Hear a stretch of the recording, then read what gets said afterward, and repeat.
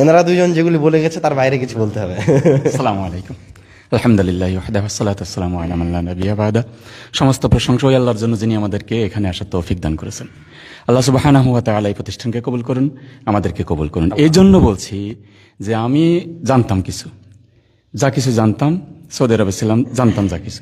আলহামদুলিল্লাহ এখানে এসে সালাতের বিষয়ে আমার কি বলি, এত সুন্দর প্র্যাকটিক্যালে মাহবুব উস্তাদজি মাদানী উনি আমাদেরকে এখানে দাঁড় করিয়ে একদম পা কিভাবে রাখতে হবে, হাত কিভাবে রাখতে হবে, আমি আশ্চর্য হয়ে গেলাম। তখন দেখলাম সারা জীবনে আমি যে সালাত আদায় করলাম সেগুলোর কি হবে। আল্লাহর কাছে তওবা করলাম যে আল্লাহ সেগুলোকে মাফ করে দিও। চিন্তা করছেন, ইনিও কিন্তু একজন শিক্ষক, একটা মক্তবের, একটা মসজিদের, একটা মাদ্রাসার শিক্ষক। কিন্তু মানুষের মিস্টেক হয়ে যায়, উনি যে কোনো সময় শিখাননি তাও নয়। ফাযাক্কির ফাইন্না যিকরা তানফাউল মুমিনিন। আল্লাহ রাব্বুল আলামিন বলছেন মুমিনকেই আর একজন বান্দাকেই তুমি স্মরণ করিয়ে দাও, স্মরণ করিয়ে দিলেই তার উপকার আছে।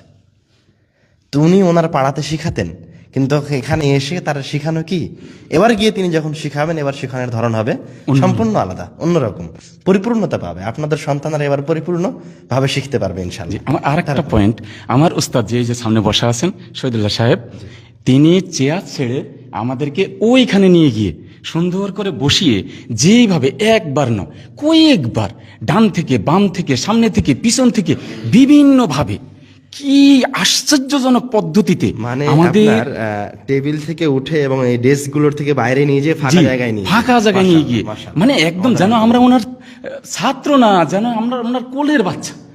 আশ্চর্য হয়ে গেলাম। আল্লাহু আকবার, আল্লাহ জাযাক দান করুন।